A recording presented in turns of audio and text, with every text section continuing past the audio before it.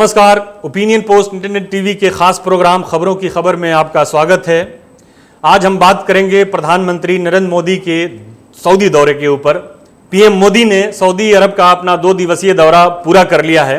इस दौरे की समाप्ति पर कई उपलब्धियां भारत के हाथ लगी, जिसमें सबसे बड़ी उपलब्धि ये रही कि दोनों देशों के ज्वाइंट स्टेटमेंट में पाकिस्तान के साथ या पाकिस्तान का नाम नहीं आया। साथ में एक बड़ी कामयाबी ये भी रही कि इस ज्वाइंट स्टेटमेंट में ये कहा गया कि दोनों देश एक दूसरे के इंटरनल अफेयर्स में हस्तक्षेप नहीं करेंगे, यानी उनके अंदरूनी मामलों में किसी तरह की कोई मुदाखलत नहीं करेंगे, कोई बात नहीं करेंगे। ज्वाइंट स्टेटमेंट में बिल्कुल ये साफ तौर पर इसका जिक्र किया गया।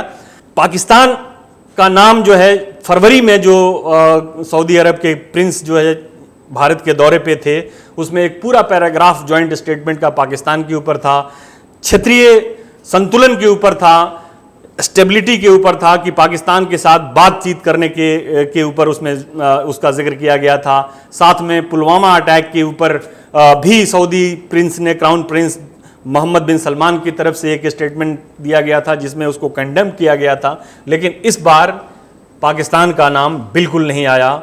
एक ये बड़ी कामयाबी है और एक बड़ा डिपार्चर जो है पास्ट की तरफ से सऊदी अरब के और भारत के रिश्तों में ये देखने को मिला कि पाकिस्तान का नाम इसमें नहीं आया। दूसरी चीज़ ये रही कि इस चीज़ को सऊदी अरब और भारत अलग अलग तरह से देख रहे हैं, लेकिन इससे कोई बहुत बड़ा फर्क नहीं पड़ता है, क्योंकि सऊदी अरब ये कह रहा है कि इंटरफेरेंस, इंटरनल मामले में इंटरफेरेंस का मतलब है कि ईरान उसके निशाने पे है, जबकि भारत का ये मानना है कि पाकिस्तान जो है इसमें एल्यूडेड है, पाकिस्तान की तरफ इशारा किया जा रहा है। ईरान इसलिए है कि सऊदी अरब का जो एक क्षेत्रीय एक रसाकशी जो चल रही है उस गल्फ रीजन में, उसमें ईरान जो है वो शिया पक्ष की तरफ से है और सऊदी अरब वो सुन्नी अरब वर्ल्ड जो है उसकी तरफ से है। ख़ास तौर पे हौथी जो लड़ाके हैं उनका एक ईरान जो है सपोर्ट कर रहा है। उसमें उसका भुक्तभोगी जो है वो सऊदी अरब है। सऊदी अरब के अरामको ऑयल फील्ड के ऊपर एक ड्रोन अटैक हुआ था, जिसे दोनों देश जो है सऊदी अरब और ईरान एक तरह से आमने सामने आ गए थे। एक बड़ा गतिरोध जो है उसमें सामने आ गया था ईरान और सऊदी अरब के बीच में। इसके अलावा भी दोनों देशों के बीच एक बड़ा गतिरोध है। लेकिन भारत के नुक्ते नज़र से, भारत के पॉइंट ऑफ व्यू से, भारत के दृष्टिकोण से एक बड़ी बात यह हुई है कि सऊदी अरब से पाकिस्तान ये लगातार कोशिश कर रहा था कि वो कश्मीर मामले में पाकिस्तान की जो एक कश्मीर को इंटरनेशनलाइज करने की जो बात चल रही थी, उसमें पाकिस्तान की मदद करे सऊदी अरब। सऊदी अरब ने हालांकि पहले ही मना कर दिया था कि वो ये भारत और पाकिस्तान दोनों के बीच का मामला है, वो इसमें कुछ नहीं कर सकता। लेकिन यहाँ पे जो मोदी साहब का जो दौरा था, इस दौरे में उसने इस बात को पूरी तरह से इसका खुलासा हो गया कि सऊदी अरब अब इस मामले में पाकिस्तान का साथ नहीं देगा। क्यों नहीं देगा? इसके पीछे एक बड़ी वजह है, जो आर्थिक वजह है, और एक प्रिंस मोहम्मद बिन सलमान का एक विजन 2030 जो है वो भी इसके पीछे बहुत बड़ा कारण है, जिसके बारे में हम आगे बात करेंगे। फिलहाल जो है मोदी की दौरे के ऊपर और क्या क्या हुई सऊदी अरब में, उसके ऊपर थोड़ी सी चर्चा कर लेते हैं। दूसरी बात इसमें यह हुई कि दोनों देशों ने, भारत और सऊदी अरब ने स्ट्रेटेजिक पार्टनरशिप काउंसिल के ऊपर एक सहमति बनाई, सिग्नेचर किया। भारत चौथा देश बना यूनाइटेड किंगडम, फ्रांस और चाइना के बाद जो इस स्ट्रेटेजिक पार्टनरशिप काउंसिल का सदस्य बना, जो सऊदी अरब का सहयोगी बना। इसमें यह भी एक बहुत बड़ी बात है। इसमें दूसरा पहलू इसमें जो ये है वो है इकोनॉमी और इन्वेस्टमेंट। इसको इंडिया की तरफ से कॉमर्स मिनिस्टर हेड करेंगे और सऊदी अरब की तरफ से एनर्जी मिनिस्टर हेड करेंगे।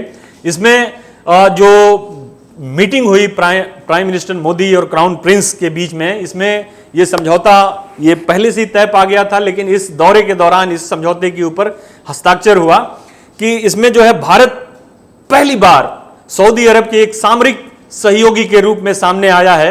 इससे पहले पाकिस्तान था और जैसे हमने कहा कि यूके, फ्रांस और चाइना इसमें थे उसके स्ट्रेटेजिक पार्टनरशिप में।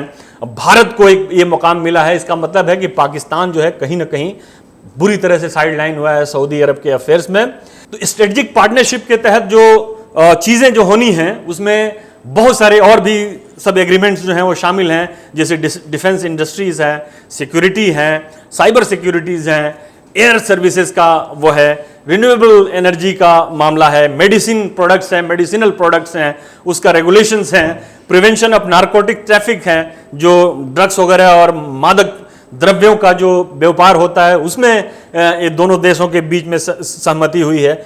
इन सारी चीज़ों के अलावा एक बड़ी चीज़ ये भी हुई है कि भारत का जो रुपए है, एक जो पेमेंट विंडो है, उसका भी सऊदी अरब में उद्घाटन हुआ है और उस पर भी सहमति बनी है दोनों देशों के बीच। इससे फ़ायदा क्या होगा कि जो एक्सपैट्रिएट हैं, भारत के बहुत सारे लोग सऊदी अरब में काम करते हैं, वहाँ लोगों का बिजनेस भी है, लोग वहाँ पे नौकरी करने के लिए भी जाते हैं। ऐसे भारतीयों के लिए एक बहुत बड़ा कदम है जो इस दौरे के दौरान फाइनलाइज हुआ है। इस दौरे में जो एक और मुख्य आकर्षण था वो था फ्यूचर इन्वेस्टमेंट इनिशिएटिव, जो प्रिंस मोहम्मद बिन सलमान का एक बहुत ही पेट प्रोजेक्ट है। 2030 का जो उनका विजन है, उसमें इस प्रोजेक्ट का, इस फ्यूचर इन्वेस्टमेंट इनिशिएटिव, जिसे डावोस इन द डेजर्ट के नाम से जाना जाता है, ये उनका एक पेट प्रोजेक्ट है। इसमें उन्होंने मोदी साहब को इनवाइट किया और उनसे एक की नोट व्याख्यान करने के लिए उनको कहा गया, जिसमें मोदी साहब ने बहुत सारी बातें कही। इसके अलावा उन्होंने ये कहा कि यूएन को एक ऐसी बॉडी की तरफ पे काम नहीं करना चाहिए कि जो एक खड़ी है और कुछ नहीं कर रही है, बल्कि उसको एक पॉजिटिव चेंज दुनिया में लाने की इंस्ट्रूमेंट के तौर पे काम करना चाहिए। और इसमें जो विकसित देश हैं उनको इनिशिएटिव लेना चाहिए और उनको जो विकासशील देश हैं उनको आगे करने के लिए, उनमें पॉजिटिव चेंज लाने के लिए काम करना चाहिए।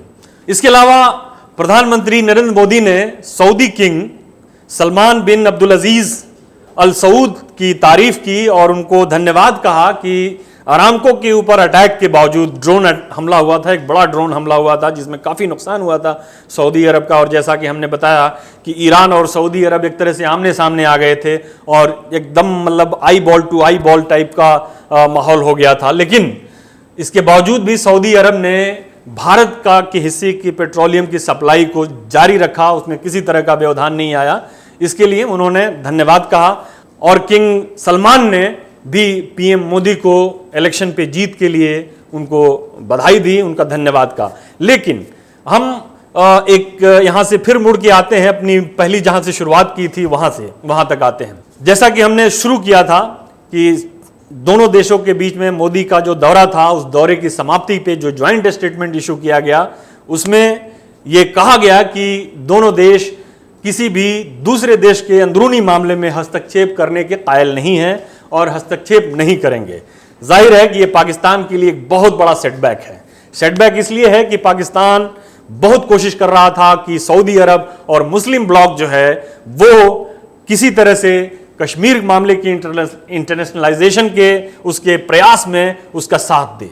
लेकिन सऊदी अरब शुरू से ही इसको भारत और पाकिस्तान का आपसी मामला करार देते हुए दोनों देशों को आपस में मिलकर ही इसे हल करने की बात कहता आ रहा था। लेकिन इस दौरे में जो फरवरी का क्राउन प्रिंस मोहम्मद बिन सलमान का दौरा था, उसमें उन्होंने कश्मीर को और इलाकाई जो बैलेंस है उस बैलेंस की बात की थी कि इलाकाई जो पावर ऑफ बैलेंस है वो डिस्टर्ब नहीं होना चाहिए और उसमें भारत और पाकिस्तान को दोनों को मिलकर अपनी जो समस्याएं हैं उनका समाधान करना चाहिए। लेकिन इस दौरे में ये नहीं हुआ, ये पाकिस्तान के लिए बड़ा सेटबैक है।